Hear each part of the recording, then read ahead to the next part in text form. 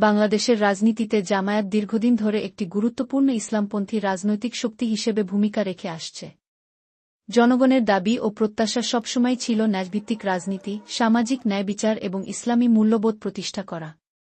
জামায়াত সেই আদর্শকে সামনে রেখেই তাদের রাজনৈতিক কার্যক্রম পরিচালনা করে আসছে। বর্তমান বৈশ্বিক প্রেক্ষাপটে অনেকেই মনে করছেন, আমেরিকা সহ বিভিন্ন আন্তর্জাতিক শক্তি বাংলাদেশে পরিবর্তনের হাওয়া বইতে চায়। সেই পরিবর্তনের অন্যতম শক্তি হতে পারে জামায়াত। কারণ এই দল শুধু রাজনৈতিক ক্ষমতায় আসতে চায় না, বরং নৈতিক নেতৃত্বের মাধ্যমে দেশের অর্থনীতি, শিক্ষা এবং বিচার ব্যবস্থায় সংস্কার আনতে চায়।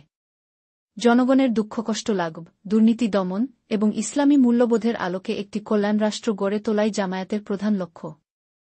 অনেক সময় জামায়াতকে নিয়ে নানা বিতর্ক থাকলেও দেশের এক বৃহৎ জনগোষ্ঠী এখনও বিশ্বাস করে, যদি সুযোগ দেওয়া হয়, জামায়াত একটি ভিন্নধর্মী ইতিবাচক পরিবর্তন আনতে পারবে।